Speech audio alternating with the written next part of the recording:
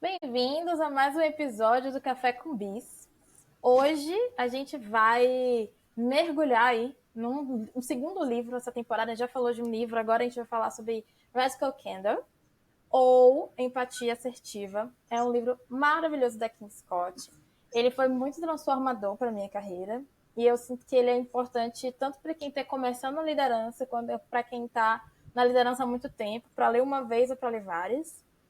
E aí, eu já sou fãzinha desse livro. Daí eu vi a dona Thalita postando no Instagram que estava fazendo um deep dive aí na Kim Scott, tudo que ela tem produzido. E aí eu pensei, por que não trazer essa moça e esse livro para esse podcast? Estou muito feliz de receber aqui hoje a Thalita Tomé, que é uma das pessoas que eu conheci aí, grata surpresa do GLA. Para quem acompanha mais tempo, sabe que eu trabalho um bom tempo, trabalhei no GLA e conheci pessoas incríveis. E a Thalita é uma dessas pessoas que eu trago no coração, que eu aprendi muitas coisas e tenho troca toda vez que encontro com ela. Muito obrigada por ter topado o convite, Thalita. Seja bem-vinda a esse programa. Muito obrigada, Jess, pelo convite. É um prazer estar aqui com você no Café com Bis. O GLA também me trouxe gratas recompensas e com certeza você é uma delas. É, a recíproca é verdadeira. Sou fã do trabalho que você fez no GLA e também de tudo que você vem construindo aqui na sua carreira. Então, estou muito feliz de estar aqui. Obrigada pelo convite. Para todo mundo ficar aí babando, que nem eu fico no seu currículo, conta um pouco da sua carreira pra gente. Conto sim. Assim como a Kim Scott fala no livro, não dá para a gente desassociar a vida pessoal da vida profissional. Então, eu sempre gosto de me apresentar falando que eu sou a Thalita, mãe do Miguel, de 11 anos. A minha jornada inicial foi em educação. É uma pessoa de educação que acabou fazendo carreira em growth. Eu sou Head of Growth na Fluency Academy. Agora eu estou construindo, estruturando um novo canal de aquisição. Não posso dar muitos spoilers aqui, mas que vai colocar a Fluência em outro patamar e vai trazer muita escala de crescimento para a gente. Para quem não conhece, a Fluency é um medtech que tem como core o ensino de línguas até aqui, e aí fica o spoiler, que tem como propósito democratizar o acesso das pessoas a um método de qualidade. São mais de 200 mil alunos no Brasil, países da América Latina, na Índia, no mundo todo. E tem como tese de aquisição de alunos a Creator Economy. Então, nós temos muitos professores, influenciadores, que são verdadeiros experts no ensino de línguas. E eu cheguei na Fluency para fazer o go-to-marketing da plataforma de aulas de conversação, até então IALSA e agora Fluency Talks. E eu fui responsável por toda a estratégia também da companhia de ativação, retenção, expansão de receitas depois de aquisição. Até então e agora, atualmente, estou destravando um novo canal de aquisição. Antes da Fluency, eu atuei numa AgTech, a Grão Direto, que tem como missão digitalizar a comercialização de grãos no Brasil. Então, ela conecta quem quer comprar e vender grãos. Ou seja, os produtores rurais com quem compra commodities, soja, sorgo, milho, etc.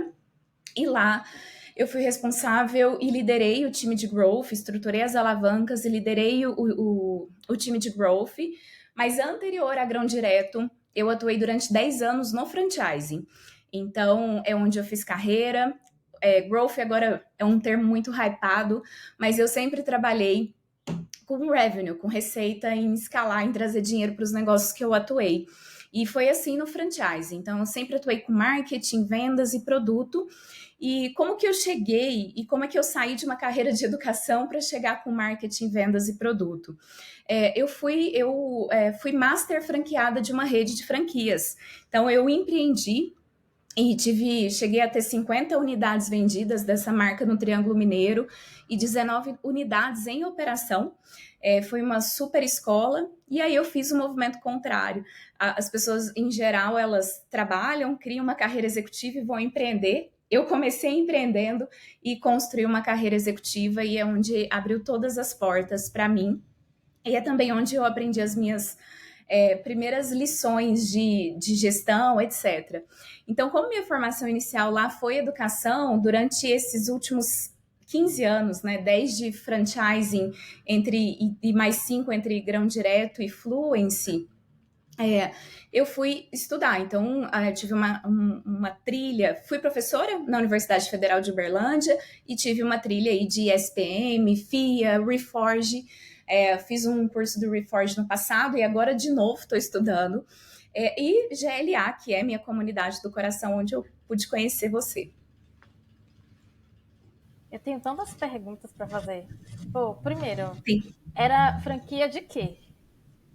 Ai, boa, não falei, né? É de Tá bom, quê? vamos voltar. Boa. De educação, de escolas, de Era ensino franquia de profissionalizante. escolas?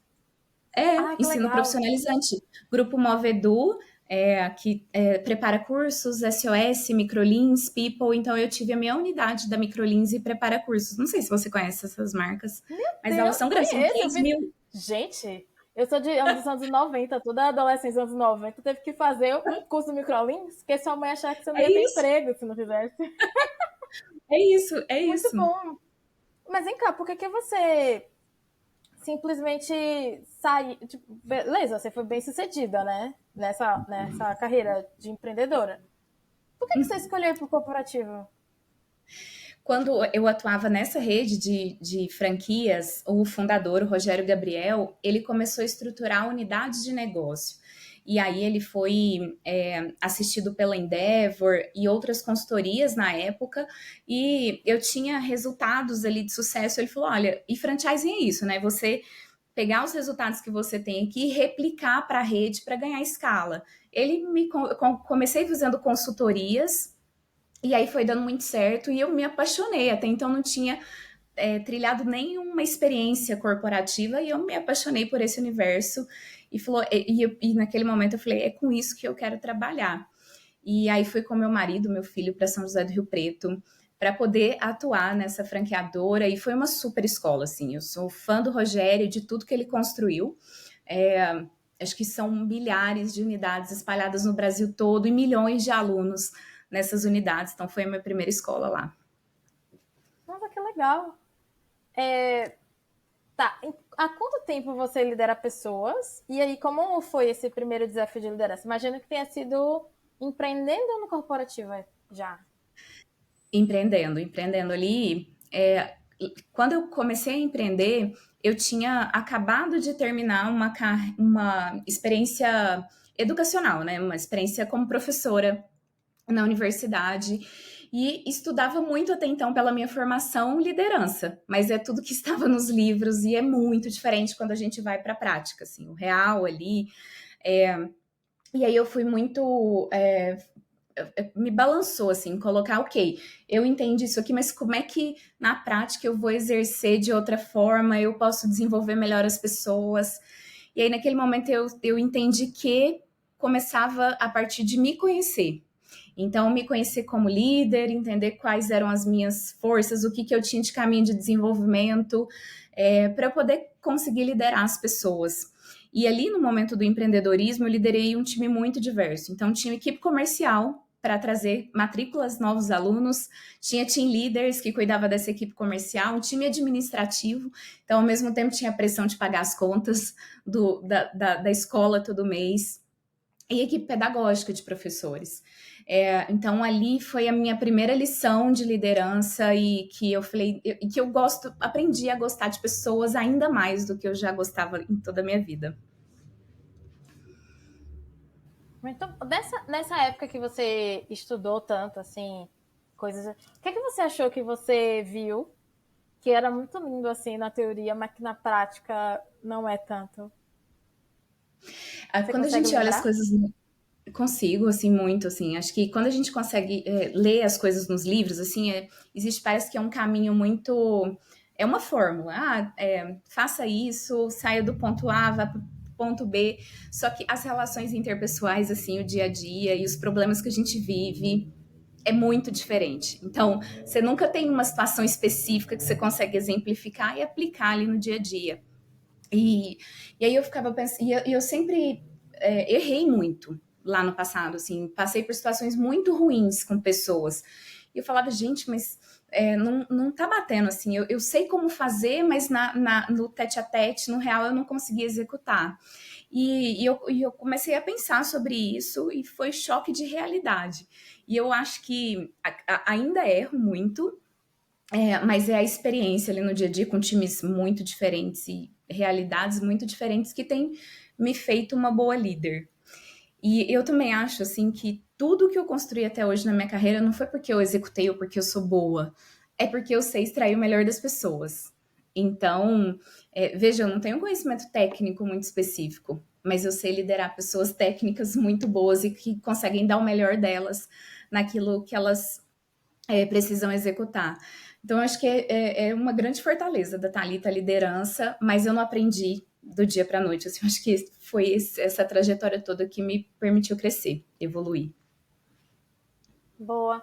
E fora o empatia assertiva, você conhece outra metodologia assim, que você também tem usado como base para sua forma de liderar?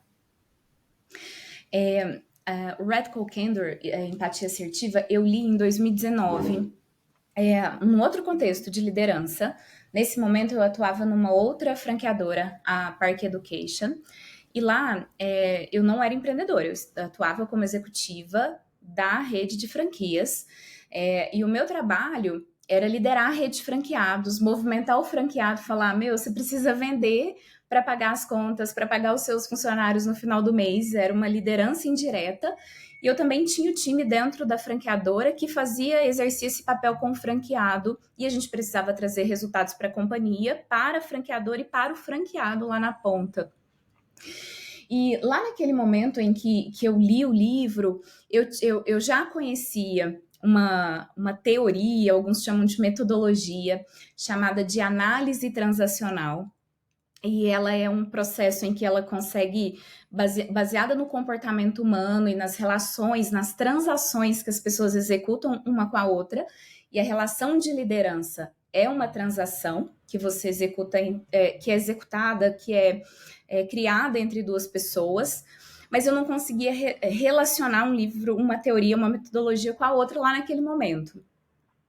Aqui na Fluency, anterior a esse desafio atual, eu estava num time de mais de 160 pessoas e com 15 líderes diretos. Agora, eu estou num time super horizontal, então eu tenho 2 desenvolvedores, que é uma liderança muito diferente, a qual eu já tinha executado até aqui.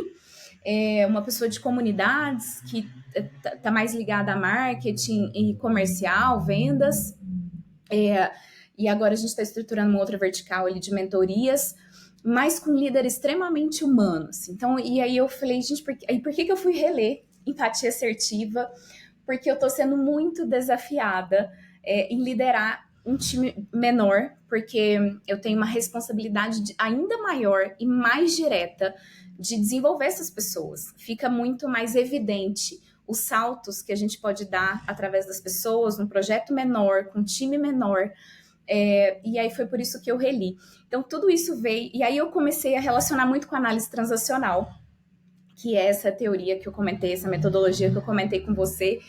E eu falei, gente, tem muita relação. Então, se um dia eu encontrar aqui, em qualquer lugar, eu vou perguntar para ela se ela não está nas referências bibliográficas, mas eu quero perguntar para ela se ela conhece a teoria do Eric Berne, de AT, análise transacional. Eu encontrei, na verdade, esse livro, Análise Transacional, tá na minha lista. Na verdade, não é, eu não acho que é esse o nome do livro, mas tá na minha lista da Amazon.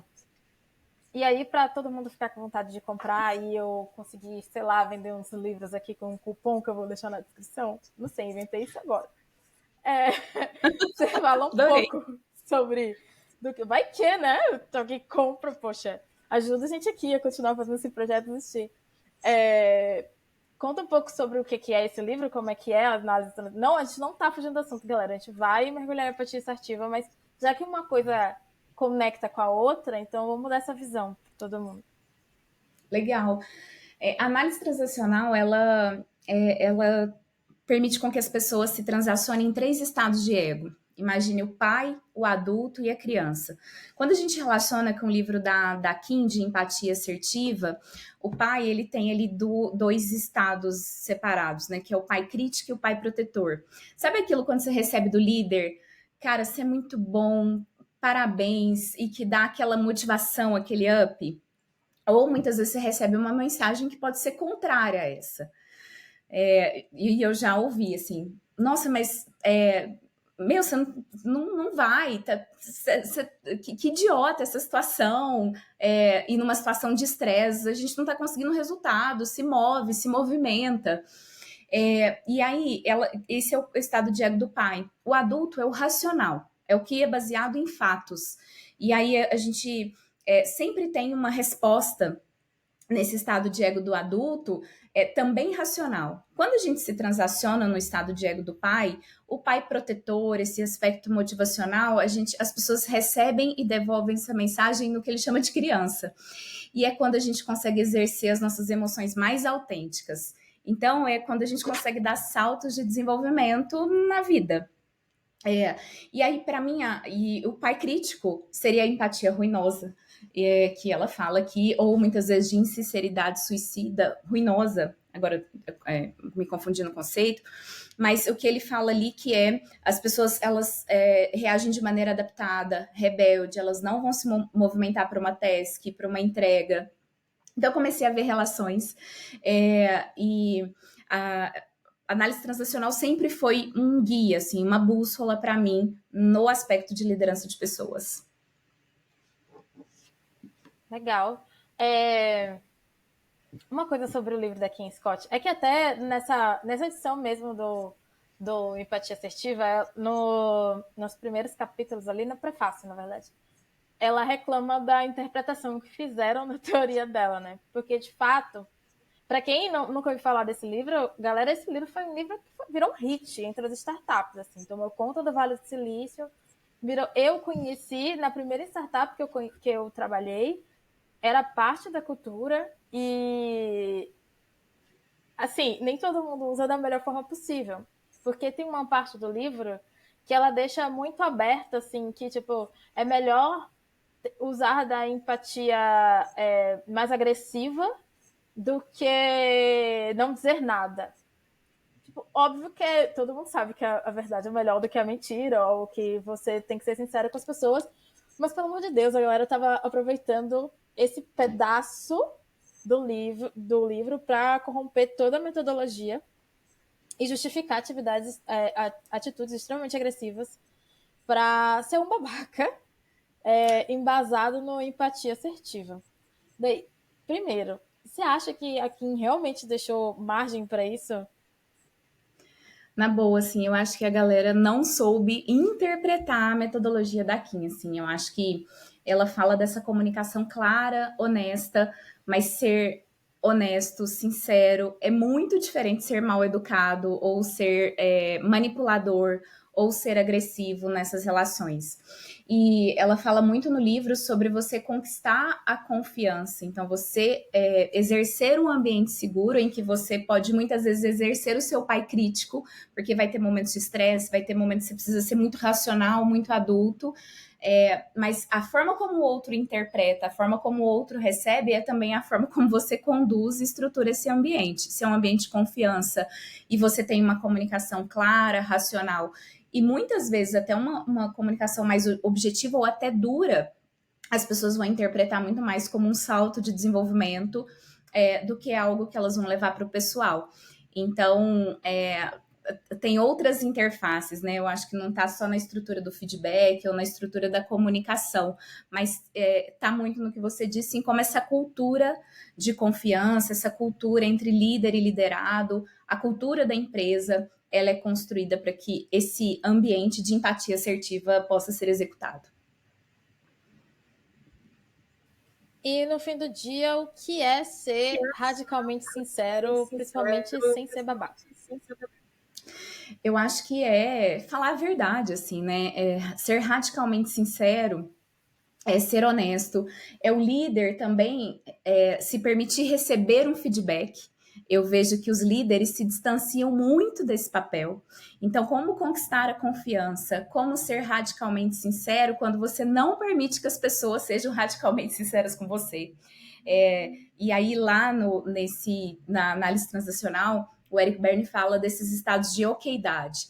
Quando você se coloca num estado acima de hierarquia, de posição, de superioridade, e você não constrói esse ambiente horizontal em que as pessoas se sentem seguras para poder falar e você ouvir o que elas estão dizendo, dificilmente você vai conseguir ser radicalmente sincero. Aí você vai para um dos outros quadrantes que a Kim, a gente vai, acho que falar sobre isso, que a Kim coloca lá no livro. Entendi.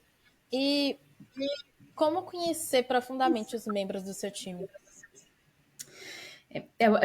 Vem muito, a gente, como eu abri aqui, né? Não dá para falar da Thalita sem falar que a Thalita é mãe do Miguel, etc. Então eu acho que não tem como separar a vida pessoal do profissional. Isso aí para mim é muito século XX, é outro momento. E eu acho justamente que é esse movimento do seu eu pessoal dentro do seu eu profissional que você consegue excelentes resultados. É uma única pessoa. A Kim cita vários exemplos que ela viveu de problemas pessoais que as pessoas estavam passando e que o fato dela ter participado disso e o como ela participou disso, aprendendo ou não, né? Teve muitas situações que ela coloca no livro de aprendizagem, foi muito importante para exercer essa relação de confiança. Eu acho também que algo que eu vejo muitos líderes despriorizando são as sessões de one-on-one.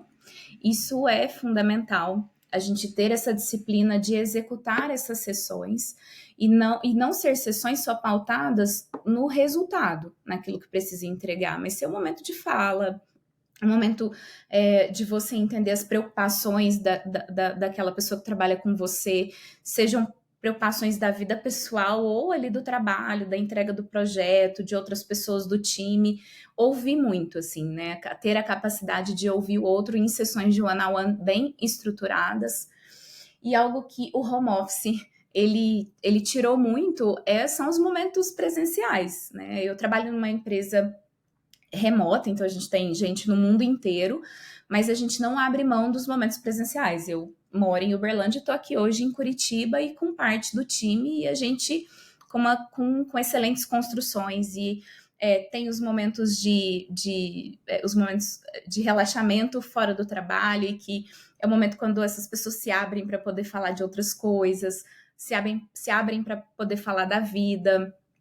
As pessoas permitem mostrar suas vulnerabilidades. Então, quando a gente. Eu acho que também tem disso, assim. Conhecer genuinamente o outro e o outro sentir que genuinamente você está preocupada com ele, com o desenvolvimento dele e não só com as entregas ou só com o trabalho, isso. E não pode ser forçado, que quando é forçado, aí é muito ruim. A Kim também fala sobre isso no livro. Cara, eu vou fazer uma pergunta capciosa aqui. Menina, é porque assim, lógico que a gente quer Vou estar até beber próximo do água. nosso time. Se prepara. Lógico que a gente quer estar próximo do nosso time, quer conhecer todo mundo, mas eu também vejo dois lugares de conversa aqui. Um é você realmente se importar em conhecer as pessoas que trabalham com você.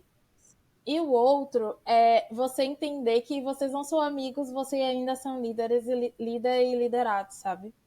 Então, encontrar esse ponto de beleza, nós estamos juntos, nós nos conhecemos intimamente, tipo, você conhece a minha vulnerabilidade, conheço a sua vulnerabilidade, mas ainda que você saiba tudo sobre minha família, tudo sobre os meus trejeitos, e com o tempo você consiga ler os meus pensamentos, nós ainda não somos amigos, nós somos líder e liderados.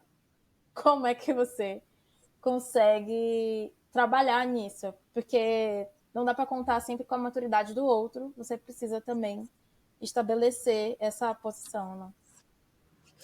E assim, esse papel não dá para deixar de ser lembrado. Eu acho que é relembrar esse papel. Muitas vezes existe essa linha tênue em que o outro não entende essa relação. E eu acho que é do relembrar. Esse é o meu papel, e este é o seu papel. As regras estão claras do jogo. Então, e aí, que momentos relembrar? Quando as coisas são levadas para o lado pessoal, quando a gente mistura aquilo que pode, aquilo que não pode, quando ultrapassa o bom senso em muitas relações. E eu acho que é relembrar. E relembrar essa relação, o porquê estamos ali, qual que são os entregáveis. Eu exerço uma atividade remunerada, eu tenho resultados claros para poder ser entregues e eu espero o mesmo do outro. Apesar de construir um ambiente seguro, o meu trabalho está pautado em resultados e eu espero a gente relembrar isso do outro. Então, em todas essas sessões, a gente procura sempre qual que é o eixo central dessas conversas e dessas sessões estruturadas em que eu estou falando do meu eu pessoal, mas o eixo central a gente tem um projeto, uma entrega X, a gente está um exemplo, né, na rede franquias, a gente tinha uma meta de 1.000 vendas naquele mês, a gente senta com times, tá? 600, a gente realizou 600 vendas naquele mês. Estamos caminhando para isso. Seu papel era entregar aqui, seu papel era fazer esse. O que você está fazendo para essa entrega, né? E acho que relembrar esse contrato. Eric Berne também fala sobre isso, que a gente celebra contratos com as pessoas, claros, de regras claras. Esse contrato começou na contratação formal ali. Então, não deixar, eu não me esquecer, enquanto líder, do que eu celebrei com o outro e não deixar que o meu colaborador, que a pessoa que está ali comigo também esqueça qual que é o papel, qual que é a entrega dela. Que existe uma entrega quantitativa, sim, isso precisa ser lembrado, isso vai ser cobrado, e bom senso para não misturar essas relações. Massa, massa. Quando eu penso muito, é que você é bem quantitativa, né? Mas aí eu acabo olhando muito para as relações mais quali, assim. Por exemplo, eu não vou me aprofundar tanto nisso não, mas só pra gente dividir um pouco aqui, porque eu já vou aprendendo pelo caminho também, fazendo aquela velha mentoria assistida aqui por todo mundo. Às vezes, você é aberto para escutar os problemas do colaborador, porque é sua função estar ali e ser essa pessoa de suporte para isso. É óbvio que você não vai exercer o papel de terapia, você não vai poder dar conselhos, porque não é o seu lugar. Mas uma vez que o colaborador divide com você que ele tá com algum problema pessoal ou com algum problema na vida, ele espera de você também algum tipo de condescendência diante do dia a dia, da forma de trabalho ou da gestão de pautas. E óbvio que às vezes a gente consegue sim flexibilizar o colaborador, mas às vezes a gente não consegue, mas a gente sabe que a gente está puxando. Só quem acorda, vamos dizer assim, porque a gente entende que ele está passando por um momento que é mais delicado para ele, mas se a gente tira esse accountability dele, a gente está sobrecarregando o time e até quanto tempo a gente consegue fazer isso, sabe? Então, é ser parceiro, é ser um bom líder, mas até que ponto vai essa negociação e esse contrato, sabe? Eu acho que é muito daquilo que tem muitas coisas que não está no locus de controle do líder. E isso vai quando a gente precisa desligar pessoas em que, por outras situações, diversas situações da companhia, ou por muitos momentos em que aquele liderado não entendeu essa condescendência e não houve uma interpretação daquilo que era o limite entre o que é permitido, o que foi permitido mesmo pelo líder, que ele entendeu naquele momento que ele estava com alguma dificuldade pessoal, etc. E tem algo também que você trouxe que para mim é muito importante e é como acontece em comunidades. Naturalmente, isso começa a incomodar o time, naturalmente o time começa a expulsar aquela pessoa daquele organismo. Pequenos times são pequenas organizações. Então, e essa pessoa ela começa a entender o que está acontecendo. Porque o papel do líder também é não deixar com que esses momentos, essas dificuldades atrapalhem a entrega do outro, ou o outro se sentir desmerecido, se sentir injustiçado, a justiça pesar mais para um lado, porque era mais amigo, não. Então, algo que eu tô aprendendo muito, assim, é muito do líder que eu tô tendo agora, E aí, assim, o Cadu, ele também CEO da Doctoralha, que é o meu líder aqui na Fluency agora, ele tem uma visão de liderança muito horizontal, assim. Então, isso para mim é muito forte, porque não tem meias palavras ou não tem o que ele trouxe para Thalita. Tem as regras claras, assim, as regras claras do jogo que são lembradas por todos. Quando alguém começa a sair da linha, ou quando algo foge daquilo que está dentro do escopo de trabalho, e ele é uma pessoa super humana, mas ele pontualmente deixa com que as pessoas falem sobre aquilo. Isso é muito forte. É quase que um organismo vivo, natural, do outro colocar, expor essa situação. A pessoa, ela se sente incomodada, ela sabe quando ela não está entregando. E essa relação de confiança, ela é quebrada não só entre líder e liderado, mas entre liderado e o time, entre seus colegas de trabalho e tal. Então, por isso que eu gosto de comunicação clara, transparente, as pessoas, o todo participar, ter reuniões, ouvir o outro, permitir reuniões abertas para os outros falarem, poderem ponderar, não se sentir incomodado quando haver uma crítica, porque as pessoas sentem confiança para poder falar. E eu gosto de trazer isso muito nos movimentos em grupo ali, para as pessoas. E acho que as coisas vão acontecendo. E os limites ficam claros, bem estabelecidos do que é pessoal, do que é profissional, qual que é a entrega que a gente precisa fazer naquele momento, quanto que eu estou me doando para aquela entrega, ou quanto que talvez eu não esteja no meu momento, o momento pessoal permite que eu me afaste daquele projeto, seja de forma direta ou indireta, isso vai acontecer. E aí é outro momento e tá tudo certo, e não levar para o pessoal faz parte da vida. E a pessoa e o líder entendem que tem coisas que não estão sob o locus de controle delas e vão acontecer. Perfeito. Agora, a gente vai caminhar ali pelo frame, né? Do empatia assertiva e tal. E aí a gente vai discutir sobre cada um. Alguns a gente já meio que tocou aqui, mas aí a gente aprofunda.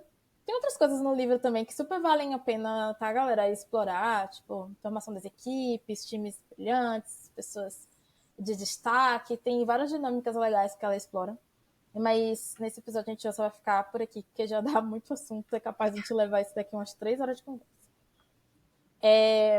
Pensando ali no quadrante de empatia assertiva, e aí saindo um pouco do que a gente já tinha combinado de roteiro, porque aqui é improviso.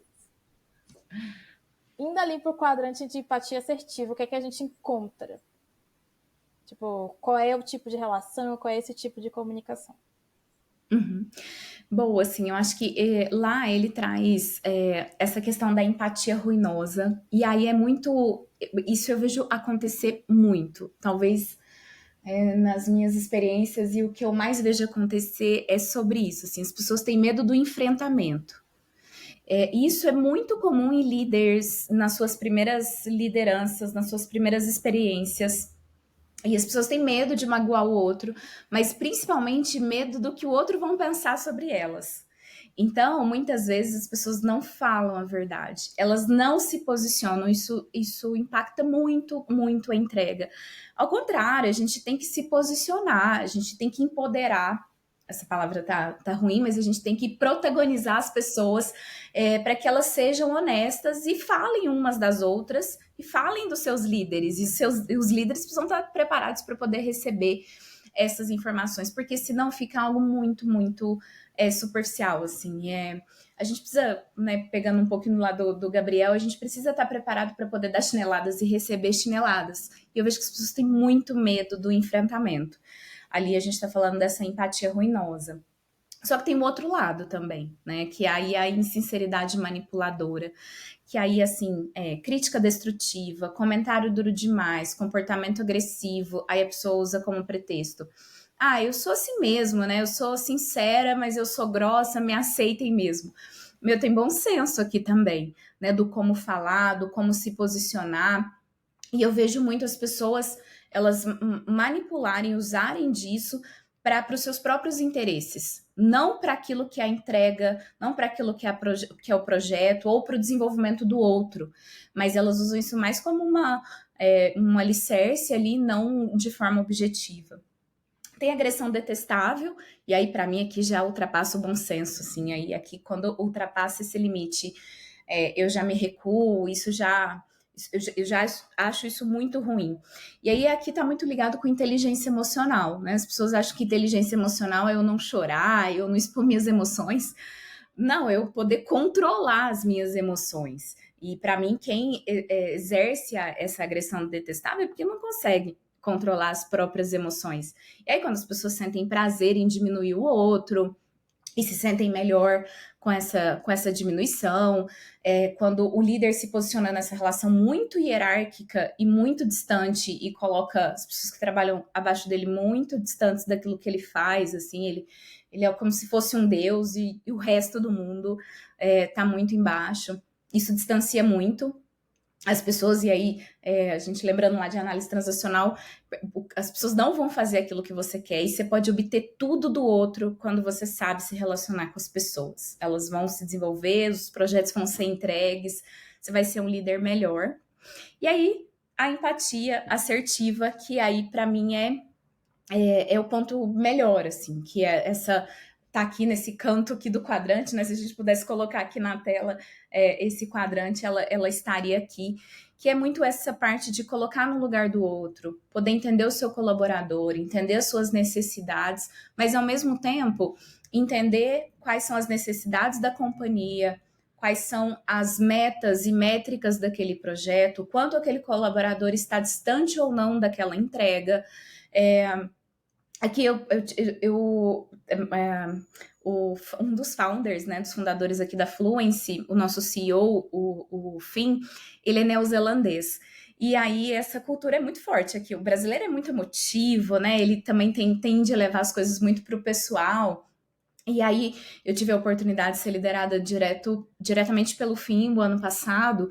E muitas vezes, às vezes eu ficava pensando assim, gente, mas não, é porque ele é muito direto. Mas ele nunca exerceu uma agressão, uma empatia detestável, uma insinceridade manipuladora. Ele é objetivo naquilo que precisa e é a forma como a gente recebe aquela informação. Então, assim, eu acho que falar sempre a verdade, não privar o outro, aqui na empatia assertiva, não privar o outro de exercer o seu ponto de vista, saber se posicionar quando é preciso e entender que nem sempre aquilo é sobre você, mas é muito mais sobre o todo, sobre a entrega, sobre o trabalho. E quando é sobre você, é para o seu desenvolvimento. É porque aquele líder conseguiu executar uma relação tão forte de confiança com você que ele quer tirar você de um ponto A, ele acredita que você, daquela forma, você vai se desenvolver, vai evoluir, vai trilhar caminhos melhores dentro da companhia e entregar mais, né, dentro do projeto. Cara, de tudo que você falou, e até me lembro também da Kim falar sobre isso no livro, até sobre na jornada dela, né? Até conseguir entender onde ela estava errando, como ela estava falhando, aprendendo com os próprios erros ali, tipo, vendo os erros dela impactar na carreira de outras pessoas, inclusive. Eu acho que essa é a parte mais difícil de ser líder, porque quando você erra, você realmente impacta vidas. Mas cara, é muito bonito no papel. E a gente acaba voltando ali porque a gente falou no começo. É muito difícil de aplicar, principalmente esse, porque eu acho que exige um tratamento de autoconhecimento, autodesenvolvimento e tratamento terapêutico ali muito alto. Então, assim, você precisa estar num lugar emocional muito bom. Você precisa estar seguro. E mesmo nos momentos de segurança, estar seguro o suficiente para ser exposto e para expor também quando for necessário. E tudo isso dentro ali de um controle, dentro de uma saúde emocional.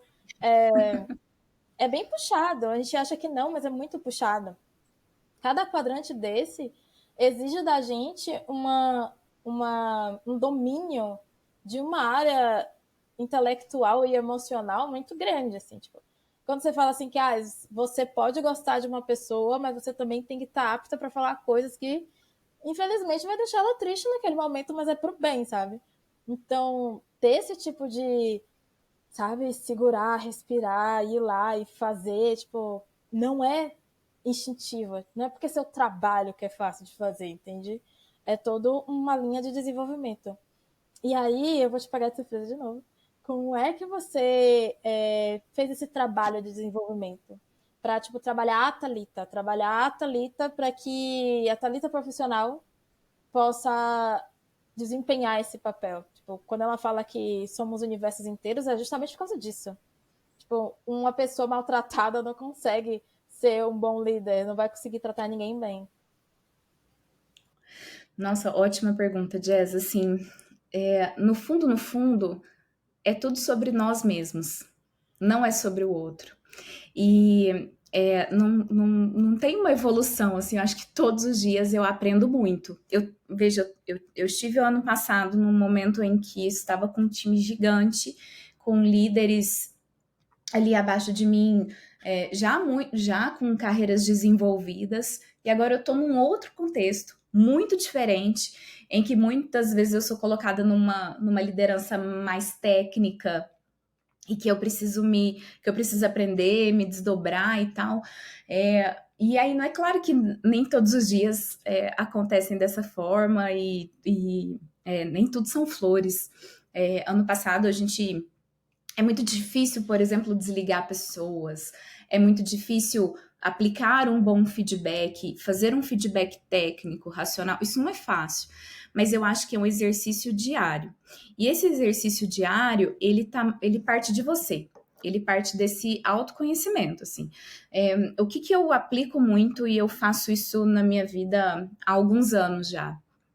Todas as vezes em que aconteceu algo que eu entendi que eu tive uma postura que não foi legal, ou eu entendi que o outro teve uma postura que não foi legal comigo e aquilo me incomodou, eu tendo a anotar. Então, eu tenho uma caixa de coisas, toda vez que eu mudo de uma casa para outra, eu olho para aquela caixa assim, aquilo lá mexe comigo, porque eu registro tudo, assim.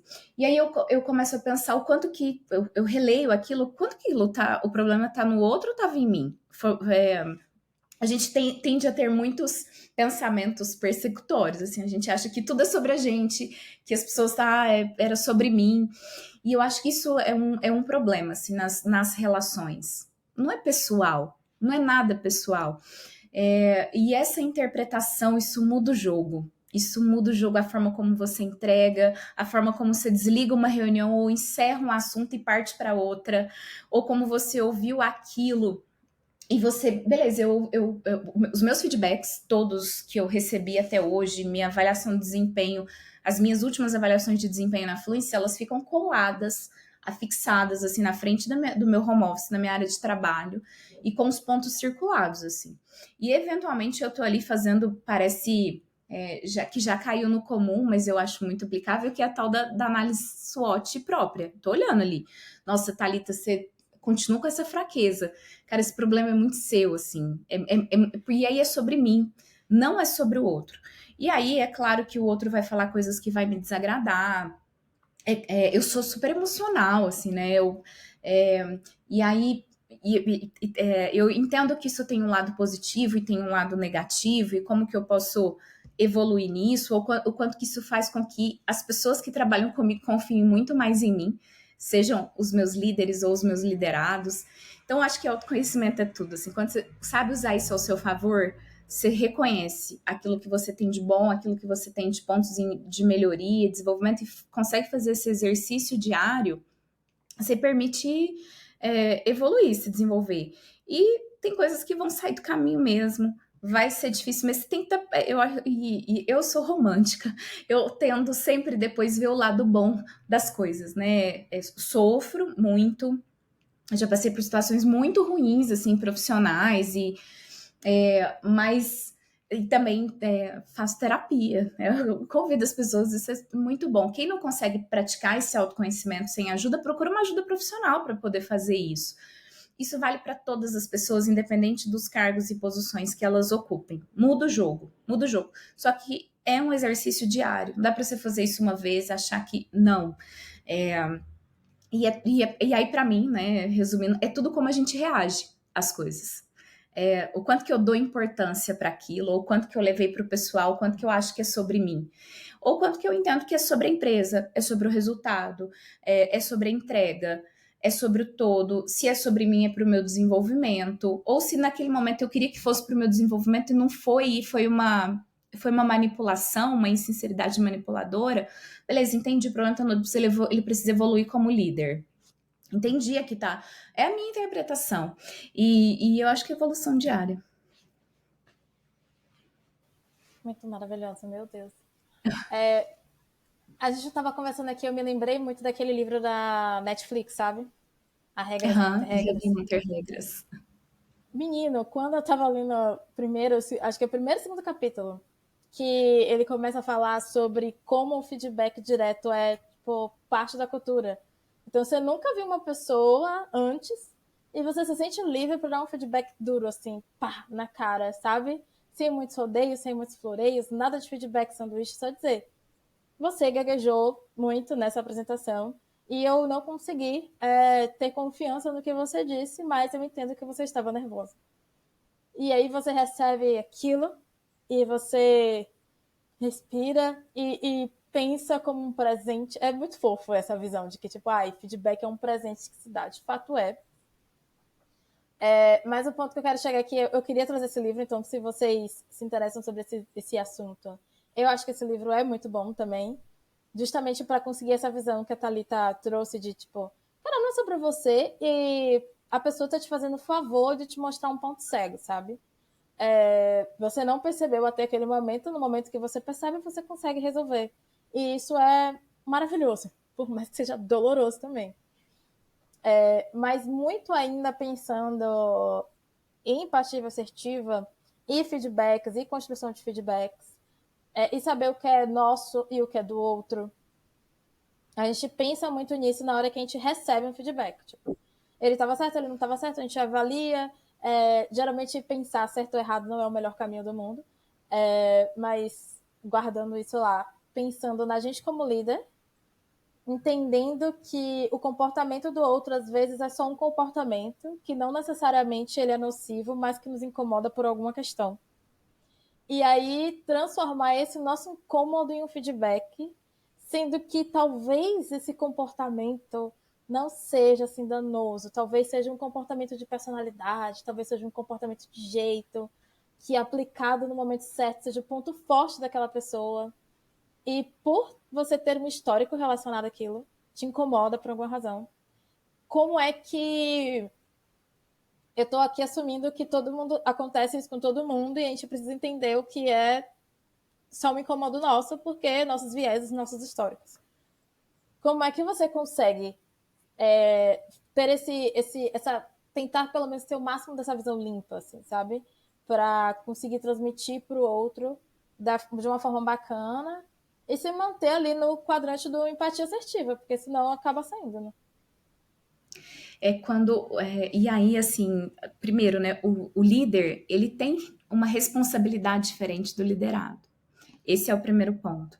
E aí, quando você constrói esse ambiente de confiança e você, líder, permite expor suas próprias vulnerabilidades e o seu liderado sente um ambiente seguro, de confiança, em que ele consegue também falar sobre você, líder, você consegue antecipar esse tipo de situação para você não errar com o seu liderado. Assim, acho que é muito ruim quando a gente não é responsável o suficiente para ir para uma sessão de feedback ou a gente exercer uma opinião sobre o outro sem ela estar estruturada, sem ela ter uma razão, sem ela ter um porquê. E não dá para falar por falar. Acho que o líder precisa ter essa responsabilidade. Eu não consigo, mas eu preciso me capacitar. E como todas as coisas na vida, é tudo sobre disciplina e treinamento. Eu fiz a primeira vez, não foi ok, vou fazer de novo, eu vou pegar o quadrante aqui da Kim e vou escrever num papel, vou escrever o que eu quero falar, criar situações de como eu sairia do quadrante da empatia assertiva se eu falasse isso, entendendo o outro. E eu acho que começar as coisas assim de uma maneira mais racional, lá como a gente citou a análise transacional, é me posicionar no adulto, assim. Por que está acontecendo aquela sessão? Assim, baseado numa entrega que não aconteceu? É baseado num resultado que não aconteceu? É baseado numa ausência daquela pessoa que vem acontecendo, é de um comportamento que vem afetando o time ou vem afetando as entregas, é entender o porquê. E estruturar, não dá para ir de qualquer jeito, não dá para emitir a opinião de qualquer jeito. Tem que estar baseado numa razão, senão fica no achismo, fica na opinião. As coisas têm um porquê. E aí eu acho que o líder precisa ter consciência desse papel que ele exerce e da responsabilidade, porque você falou algo super importante, assim, isso prejudica as outras pessoas, prejudica a carreira, existe uma responsabilidade. Então, todo dia, assim, quando eu acordo, eu tento me colocar no lugar de duas pessoas nas quais eu me relaciono, das pessoas que trabalham comigo, dos clientes que eu atendo. Todo dia. Toda coisa, tudo, seja um comentário que eu ouço em algum lugar sobre a Fluency, ou algum comentário de alguma pessoa que trabalha comigo, seja direto para mim, ou comentários que a gente chama de ulteriores, né, indiretos, que a gente escuta, eu quero entender sobre aquilo, né? Tem alguma razão, o porquê e tal. E aí tomar ações em cima disso. Entendi. Já indo aqui para o final, já. Meu Deus, passou muito rápido. Qual outro ponto, assim, dentro do livro que a gente não falou aqui, que você acha que seria importante que as pessoas tivessem em mente? Jess, você pode repetir a pergunta, por favor? Claro. Falhou assim. Qual outra pergunta ou qual outro ponto do livro que a gente falou aqui, não falou aqui, mas que você acha que as pessoas deveriam saber também? Assim, para mim, a maior riqueza da leitura, porque uma vez que eu entendi o framework da empatia assertiva, eu consigo executar, mas a maior riqueza do livro está nos exemplos que a Kim trouxe. Então, como a gente comentou que nem tudo são flores, ela errou muito para chegar nesse exemplo de execução de empatia assertiva. Então, quando você. E aí, os exemplos que ela traz, a gente vive todos os dias. E aí eu falo, nossa, mas eu também fiz isso. Eu também passei por isso. Então, eu acho que não tem um ponto específico. Eu acho que tem a riqueza de se propor ali esse todo. E eu gosto de fazer essas leituras fazendo exercícios mesmo. Nossa, esse exemplo que aconteceu com ela aqui, nesse momento profissional da minha vida aconteceu dessa forma, ou com tal pessoa, ou com tal líder, ou com tal liderado, e para fazer as ações de autoconhecimento. Então, seria muita. Eu não quero enviesar a leitura das pessoas e deixar um ponto específico. Eu acho que a leitura é muito rica e ela está nas entrelinhas, ela não está num ponto específico. Certo. E fora esse livro, óbvio, que a gente recomenda, e os que a gente já mencionou aqui ao longo, mencionamos vários livros nessa conversa. Quais outros materiais, filmes, livros? Você é bem nerd, né? Tipo, qual você acha aí da lista de 70 mil livros que você já leu esse ano, que eu já sei, que você recomenda para as pessoas? Eu tô no terceiro. Primeiro foi Outlive, que eu tô me propondo a ter uma vida mais saudável em 2024. E aí, segundo Empatia Assertiva, aí eu comecei Responsabilidade Extrema, como os Navy SEALs lideram e vencem.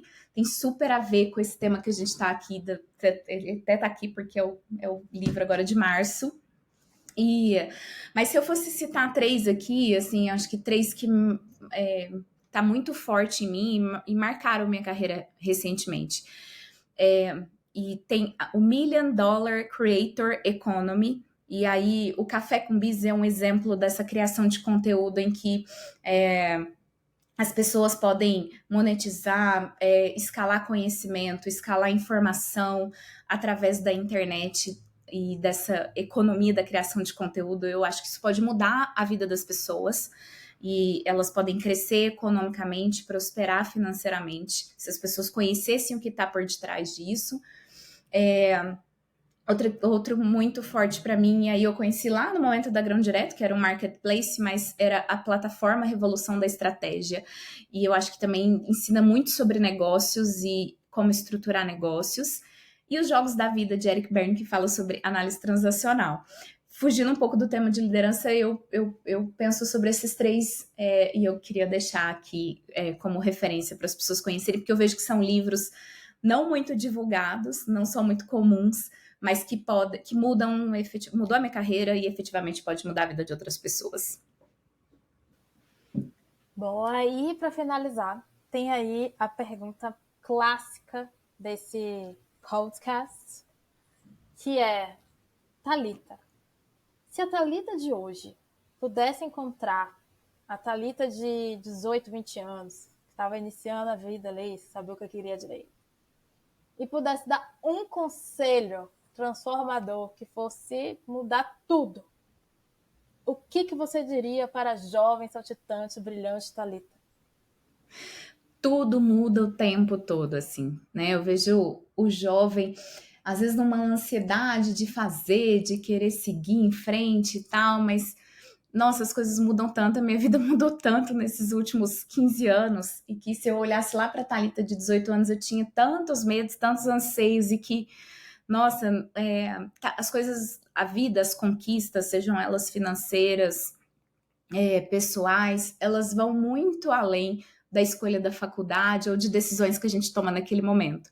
Se a gente tem a consciência disso, a gente diminui o medo, diminui a ansiedade, e a gente se permite também viver mais. Então, eu tomei decisões muito jovem na minha vida. Não que isso seja ruim, me deu um repertório, me permitiu me conhecer mais e tal. Mas eu queria ser mais leve. Lá, a Thalita de 18 anos, eu com certeza teria trilhado uma jornada mais leve, me permitiria conhecer mais coisas, porque as coisas passam muito rápido e mudam o tempo todo. Então, é, menos ansiedade, menos querer decisões precipitadas e mais sobre viver, mais sobre entender, mais sobre conhecer as coisas da vida, aprender. E eu acho que o mundo tem caminhado para isso, né? Assim, essa geração de hoje, às vezes eu tô dando esse conselho, mas essa geração de hoje já é muito mais assim do que a minha foi há anos atrás. Então, e essa geração tem aberto portas, tem quebrado muitos paradigmas que eu sou fã desse jovem que agora já é alfa, nem é mais Z, que tem chegado aí. Então, ir com mais leveza. Eu falaria isso para Thalita de 18 anos.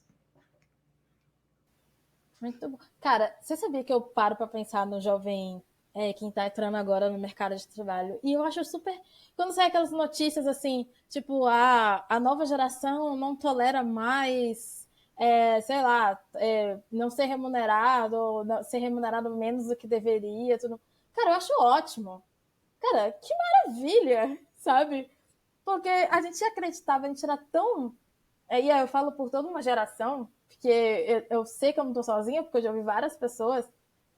A gente era tão fixado naquilo de carreira, a gente tem que conseguir, a gente tem que construir e tal, que a gente ficava muito no jogo do empregador, sabe? A gente, assim, malmente era capaz de negociar benefícios, malmente era capaz de conseguir coisas legais, assim, às vezes a obsessão por grandes companhias e tudo mais fazia a gente entrar em umas caixinhas assim que, cara, eles chegam, quebram uma caixinha e falam: eu não preciso disso, eu vou ser rico no TikTok.